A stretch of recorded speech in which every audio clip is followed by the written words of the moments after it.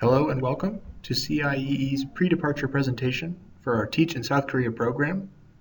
Today's presentation is going to focus on teachers who will be working at public schools in South Korea. My name is Luke Beland. I'm the in-country coordinator, and I'll be giving today's presentation.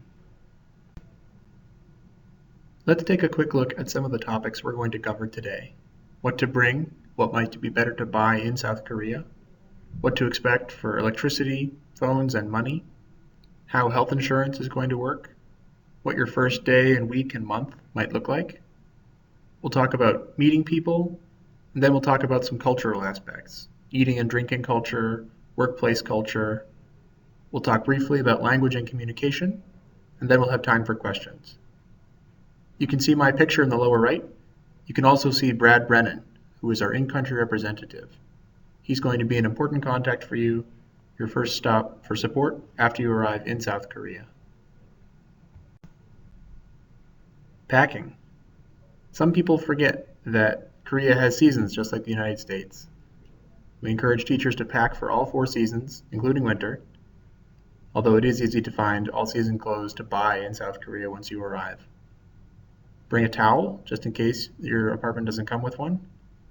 Pack a change of clothes in your carry-on, in case your suitcase is delayed. Be sure to bring copies of your passport, your apostilles, and visa documents like your background check and your bachelor's degree. It's a good idea to bring some small gifts for your coworkers. That helps things get off on the right foot. Now there's a list of items that might be difficult to get while you're in South Korea, so they're another good thing to bring from home. Magazines and postcards from your hometown are great teaching aids. I used these kind of things when I was in Jordan. They're great for all levels. You can talk about colors at the basic level, you can do vocabulary for intermediate levels, and you can use them as discussion starters for even advanced students. For most of the other items, remember that South Korea is a pretty homogeneous place. A lot of people look alike and are the same size and body type and skin color. If you're going to be far away or much different from what's normal in South Korea, you might want to bring some extra things to help you get ready and help you be prepared, since you may not be able to find them easily there. Deodorant and toothpaste are fairly expensive in South Korea if you have a particular brand you like or you like toothpaste with fluoride, so those are good things to stock up on as well. South Korea is a highly developed economy with a lot of consumer shopping, so there's a lot of things you can buy there that you don't necessarily need to bring from the United States. Things like kitchen towels, extra bath towels, fans or heaters if your apartment feels warm or cold, and even clothing or outerwear as the seasons change. You can easily buy these in South Korea. Generally, apartments come with a mattress and a blanket, but things like sheets and pillows and pillowcases may not always be included. These are things you should be prepared to buy once you arrive in South Korea. It's often easier than trying to pack them in your luggage. If you plan to do a lot of cooking, you may want to go buy more pots and pans and utensils. Sometimes the apartments can be very basic in this area. And generic prescription medication is inexpensive once you're enrolled in the National Health Plan and easily available as well. On the right, you can see a picture of E-Mart, which is a leading national chain, kind of similar to a Walmart. Home Plus is a similar store, they're one of their competitors. These are great places for foreign teachers to buy food and home goods. In South Korea, power is set up a little bit differently than the United States. It's 220 volts instead of 110 volts. Most electronics are built to handle both. What you need to do is check the fine print. As you can see in the picture, if you look at this label on a laptop charger, you can see the input section, and you can see that it's built to withstand 100 to 240 volts. This means that all you need is a simple plug adapter, like the one shown in the lower right. You don't need to get a voltage converter, and your laptop would work well in both countries. Other items like hair dryers, curling irons, that kind of thing, are not usually compatible with dual voltages, so it's best to plan to buy these in South Korea. You can see some pictures of the plugs and what they look like as well. There are a lot of options for what to do for cell phones in South Korea. Again, it's a very high-tech country, so you've got a lot of options. You can see some of the leading mobile companies in the lower right. It's a good idea to check with your school just in case they're already planning to provide you with a phone. That's happened to a couple of our teachers, but it's not normal. If it's really important to have something ready to go when you arrive, you might consider the arrival store. That's the second box. This is at the airport. There's a kiosk. You can order ahead of time and have a phone or a SIM card waiting for you. You can buy it, you can rent it. There's a lot of options there. They do tend to be a little bit more expensive. If your phone in the US is unlocked, is set up for the WCDMA network on the 21 megahertz frequency, and it has a SIM card slot, you can bring it to South Korea and use it on the Korean networks. What you'd need to do is either get a prepaid SIM or a SIM card with a contract after you arrive. Prepaid SIM cards are sometimes the easiest way for our teachers to get phone connected. There's no contract, it's pay as you go. You buy a SIM card and some credit up front, and it's easy to buy more credit to refill the phone. You should be able to get one pretty much immediately after arriving in South Korea, either at a phone store like the ones below or even some convenience stores. You will need an unlocked phone, either one you bring from the United States or one that you buy in South Korea. The bottom two boxes describe contracts. The basic difference is you can get a short contract or a long contract. The long contracts have the lowest rates, but they do require a 2-year commitment and the ARC, which is your alien registration card, your residency permit in South Korea. That's not going to be available right up front. It takes some time to get. You should be able to get a 6-month contract or even buy a phone without that ARC and set that up pretty quickly as well. Teachers on our South Korea program get paid pretty well, but that still means you have to do some planning to get ready to transition to South Korea. You should come with enough savings to cover 1 month until your first paycheck, plus some for emergencies, just in case something happens. $1,000 should be fine for that purpose. If you're coming on the EPIC program, you should bring at least $400 in cash and convert it all into won at the airport, since ATMs and exchange shops may not be available at the orientation site, and the orientation goes for a week or more. If you're going to a GEPIC school, it's okay for you to bring less in cash and to change less of it at the airport, because you're going directly to your school or your apartment, and you should be able to find ATMs or exchange bureaus once you get there. You should use your home country ATM card to withdraw won as needed, and keep a credit card for emergencies. Visa and MasterCard are both accepted. Don't rely on just one card. You want to have some cash available, you want to have a debit card available, you want to have a credit card available. Finally, there's a T-Money card. You can see a picture of it in the lower right. This is something you can buy at a convenience store. It's very easy to use. You can use it, as this person is doing, on a bus, public transportation. You hold it up to the pad, there's a wireless chip, it beeps, it takes out the right fare, and you go on your way. Even some stores can use it at checkout. You can fill it and refill it with cash at a convenience store, or you can link it to your bank account once that gets set up.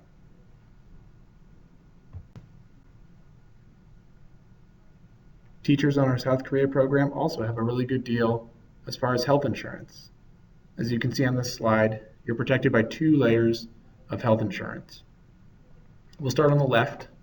This is the Korean National Health Insurance Service. It's nationalized universal health care that's provided to all employees and all South Koreans. The big drawback is that it takes you a while to get started up because you have to get your residency first.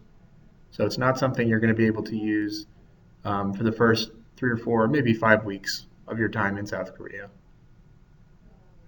Once it's up and running, it's a really good deal. There's a small deduction each month from your salary. Your employer pays for half of it, and then you get full primary care coverage while in South Korea. This is good for preventative care, checkups, that kind of thing. It's high quality care at a low cost compared to the United States. They have really excellent medical standards. They've ranked very highly compared to other developed countries. And doctors and nurses usually speak English. The other layer of health insurance coverage you have is called iNext. This is provided to U.S. citizens and residents as part of your Teach Abroad program from CIEE. This is designed as secondary coverage, or emergency or accident coverage. So if you have other coverage that's going to apply first, whether it's the US insurance you might be carrying or your Korean national insurance, that's the first stop. iNext will only kick in if there's something those insurances won't cover. iNext is reimbursement based, but there's $0 deductible. This means you would pay up front, get receipts, and then open a claim to get reimbursed for your medical expenses. It is international coverage, so you can't use it in the US, but you can use it in Korea and most other countries that aren't war zones or really dangerous. So if you're on a trip to Thailand or Japan and there's an illness or an accident, this is going to help you cover for that, whereas your Korean insurance wouldn't because it's outside South Korea. There's a couple other benefits aside from medical. iNext includes coverage for costs associated with trip delay, lost or delayed baggage. There's a travel assistance hotline, and it's designed really to cover sickness and emergency care. It's not designed to be primary health insurance, so it excludes pre-existing conditions if you're already getting medicine for something, and preventative care like physicals and dental exams. You can see the 24/7 contact number below. You'll receive more information about iNext by email as you're getting close to your start date. You'll see that it's administered by an agency called Seven Corners. All right, we're done packing and planning and preparing. Let's talk about actually arriving in South Korea. If you're going on the EPIC program, you've received some specific information about your orientation, so please refer to that document for the details. The short version is EPIC will meet you at the airport. If you're going on the GEPIC program, you're not going to have that same orientation. You'll still be met at the airport, either by someone from CIEE or from your school, and they'll help you reach your site.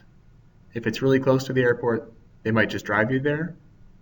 If it's farther away, they'll probably put you on a bus.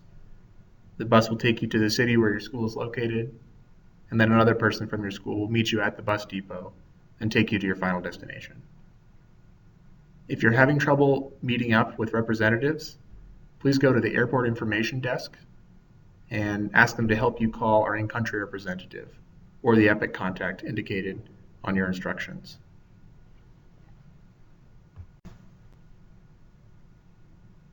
All right, so now you've arrived in Korea. What should you expect out of your first few weeks? Right away, EPIC teachers are going to go to a group orientation. They'll be there for a week or a little longer, and then travel to their site. GEPIC teachers, as I mentioned, don't have that same group orientation. They'll travel directly to the school, have a short training and orientation period, and start teaching within a few days. For both programs, your school or your program is going to help you apply for your alien registration card. You can see an example of it there. This is your residency permit. This is your ID in South Korea. It's going to be really important, so they help you apply for it right away. You'll also have a medical exam, including a blood test for drugs and contagious diseases, another important step toward getting your residency. Looking a little further ahead, within your first month, you're going to be presenting the receipts from your flights that you bought to reimbursement, and this will be coming with your first paycheck. Once your ARC is ready, your school will help you open a bank account and help you get enrolled in national health insurance. Finally, within your first month, you're going to be invited to Seoul for a CIEE orientation weekend. You'll get to meet other teachers from private and public schools all across the country. One of the first people you'll meet at your school is your Korean co-teacher, and this is also one of the most important people for your experience in South Korea at a public school. You can work with this person every day, and they actually write your evaluation at the end of the program, which is what helps determine if you're able to continue on the public school program should you choose to do so. So it's really important to have a good relationship with this person and stay on their good side. Here are a couple of pointers to help you know what to expect and to help you accomplish that. First of all, you're going to want to follow their lead and be flexible. They are the lead teacher. They're a professional trained teacher, and you are their assistant.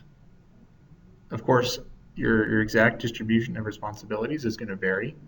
Each person's setup is going to be a little bit unique depending on the school, depending on the person you're working with. But this is your starting point, is you're on their territory, you're helping them, and they have the primary responsibility in the classroom. They may not speak English all that well. This is a chance for you to be patient and be helpful when you can. At the public schools, especially at the higher levels, sometimes there's a lot of discussion that goes on in Korean, even when they're analyzing the English language. So don't be too surprised by this, and be ready to find ways to be helpful and to help the teacher teach and help the students learn without getting too upset about Korean in an English language classroom. Gifts are important, as we mentioned earlier.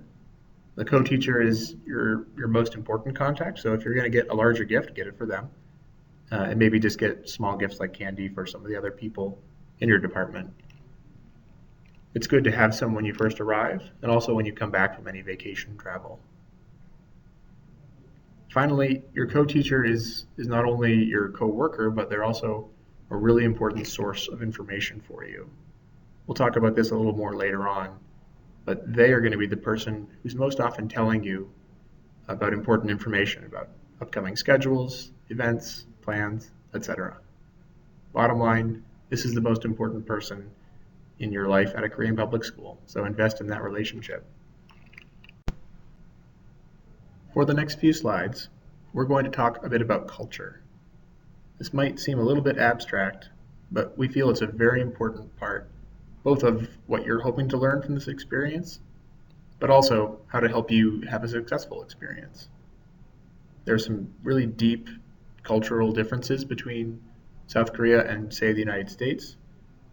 That even as an abstract idea, these differences have a really tangible impact on your life and your work and your happiness. That's why we're focusing on them so much. We'll talk about two values. First one is hierarchy, and the second one is group harmony. For the first value, hierarchy, you've probably heard before that respect for age and for rank is very important in South Korean culture. For you as an English teacher, this will be most applicable when dealing with your superiors. The easy way to see it is it's very disrespectful to challenge a superior or an elder in public. It's much better to resolve an issue or a problem through back channels or a chain of command, or to do it quietly. Sometimes in South Korea, what matters is not what you're asking for, but how you ask it. If, for example, you stop a superior in a hallway in front of a bunch of other teachers and ask them about the vacation schedule and whether you can start a day early, you're probably going to not get a good response. But if you ask the same question in a private setting, you ask for a few minutes, close the door, and then ask them, you might get an entirely different response. It's really important not to lose faith. And if you can understand that and work on requests in that way, it'll help you a lot. The second value is group harmony. The United States, for example, is seen as a very individualist culture. Korea is a little bit more collectivist, which means the group has some pretty strong importance. It's important to show that everybody gets along, that there's harmony at work, that everybody values being a part of the same group. We'll take a look at an example of this on the next slide. South Korea has some very strong traditions of colleagues from work eating and drinking together, going out after work to a big restaurant in a big group, maybe getting some drinks together. You saw a picture of that on the previous slide. Even if it's not convenient for you, it is important to make an effort in this area. These dinners, these events are about bonding as a team, as colleagues, and they do promote that cultural value of group harmony. If you're invited to a work dinner and you skip it, people are going to notice. If you're invited at the last minute and you make a real effort and you're there, people will notice that as well. You can think of it as credit in the bank. If you're investing in the group now, it's going to be easier if you need to ask for something later on. But if you've been neglecting this, you don't really have a very firm foundation for that. Here's a couple notes about etiquette for this type of event. Some of these etiquette notes are fairly traditional, and you might not see people following them all the time, but it's good to have them in the back of your mind. You might score some points. Traditionally, you wait for a superior or elder to start eating before anyone else starts, and younger people will refill or pour drinks for older people. You can see the green bottles on this page. It's a Korean alcohol called soju. It's a little bit like vodka. It's very popular at these kind of events. You will definitely be offered soju sooner or later. It's very polite to accept it, but you certainly don't have to drink all of it or even very much of it. One trick you'll see on the page, an empty glass is seen as an invitation for a refill. So if you notice that somebody's glass is empty, you can refill it. If you don't want to get your glass refilled, don't empty your glass. You'll see the pictures on the right. People are pouring and receiving with two hands. This is a sign of respect at the table.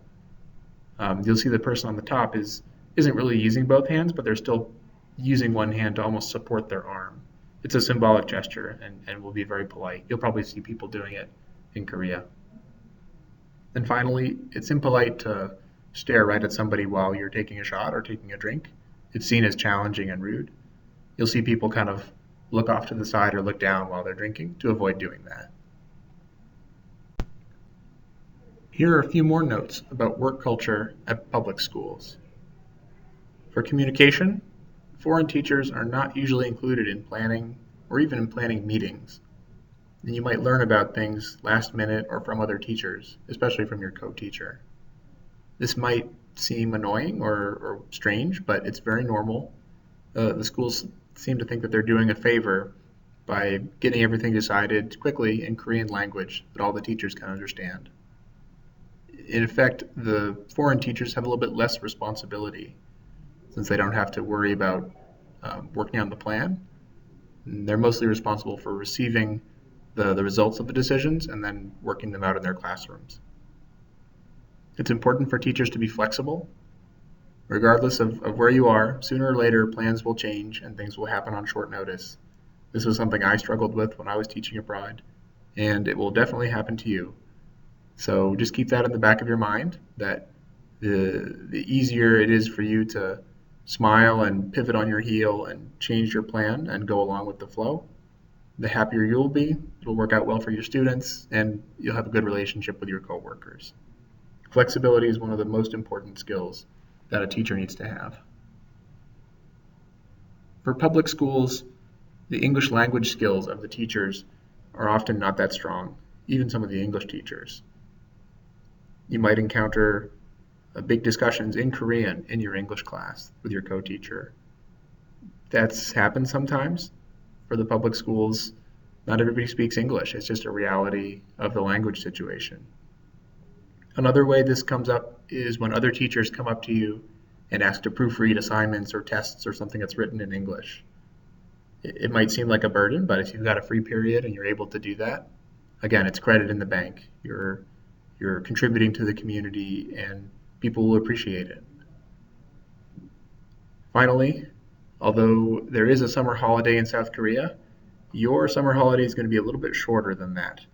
Foreign teachers are expected to work for most of the summer holiday.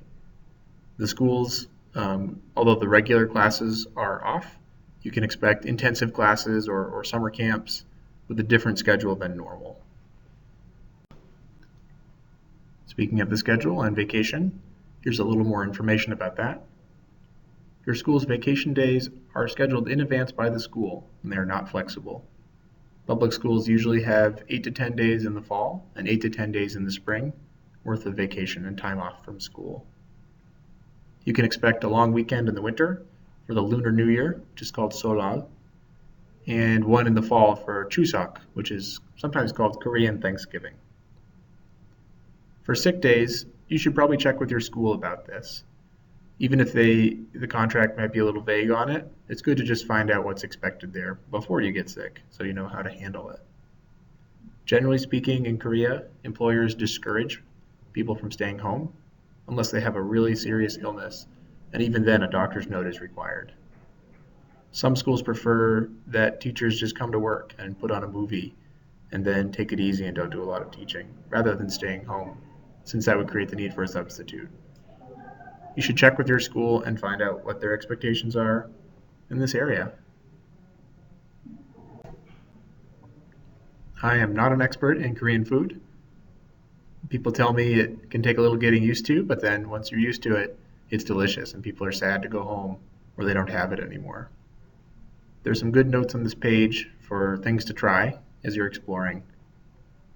One thing I do know is that there are some really popular Korean food chains. You can see a couple examples there on the left, and you can see a picture of it on the upper right. The 24 means it's open 24 hours. It seems like every street corner in the busy areas of South Korea has one of these restaurants. So they're inexpensive, they're tasty, they're very Korean. It's a great way to get some food and not spend a lot of money. Vegetarians should watch out. The word meat may not mean the same thing exactly one for one between English and Korean. In some instances, when people say meat in Korea, they're really only talking about beef. So just be as clear as you can when you're ordering or asking for food. And of course, if you plan to do some cooking or eat some international food, there are big box stores like E-Mart and others that carry international foods or cooking supplies. It's a little more expensive, but definitely available.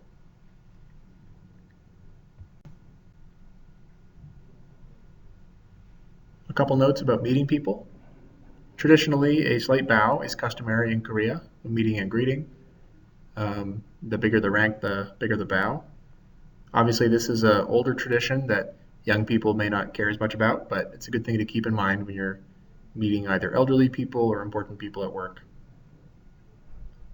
One piece of feedback we've had from teachers over the years is that they feel like they stand out, and they especially stand out outside of big cities, where they might get a stare or people might come up, start talking to them in English to practice, take a picture maybe, or even touch skin or hair that's very different than what they're used to seeing. So it's not about being rude, it's not about being racist, it's about curiosity.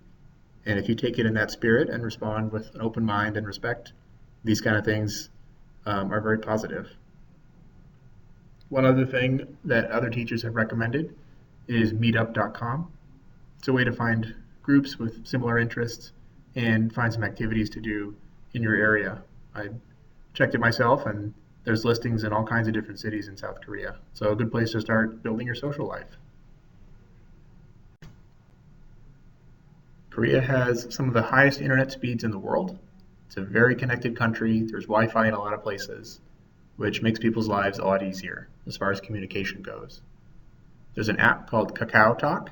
I'd recommend downloading it on whatever phone you're going to use in Korea. It's the most popular messenger app in Korea.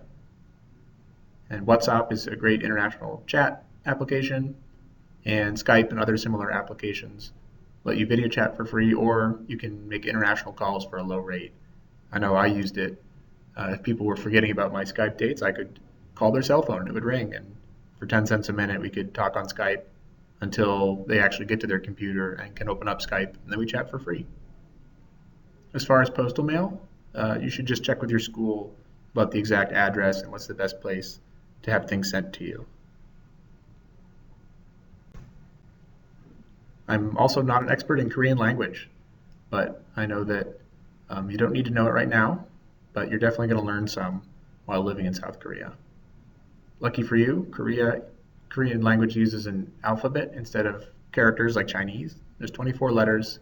It's called Hangul. So take a look at the word below. You'll see that each letter is combined into a syllable. So the Hangul has 2 syllables, which are the 2 character groups you'll see up there. There's some free online language resources if you want to get a head start, either through the Korean Tourism Board or from a Korean university. And there's other opportunities for learning Korean in person once you arrive in the country. If you like social media and you're interested in having your photos and your stories featured on our website, which has a lot of traffic, you can tag us on Instagram, CIE Teach, You can apply to be a blog writer on your application homepage, which is a good way to share your experience with prospective applicants, but also with a lot of people. And you should follow us on Facebook at CIEE Teach Abroad. That's the end of our presentation for today. Thank you for listening. On this page, you can see our contact information. On the left is Brad Brennan, who's our in-country support. He's got his mailing address there, as well as his telephone and email address. For the Portland, Maine office, you can reach me. My direct line is there, as well as my email. There's also a Teach Abroad office number, which will ring to multiple members of the Teach Abroad team. So if you're having trouble reaching me, someone there might be able to help you. Again, we can offer limited kind of big picture support from Portland once you arrive. Brad's in the same time zone, in the same country, has a lot of experience in Korea, and is your primary contact for support. So I'm going to open it up for questions. Thanks for listening. Type in your questions and let's take a look at them. Thanks so much for tuning in for this presentation. We hope it was helpful, and we wish you all the best of luck as you travel to South Korea and start your experience.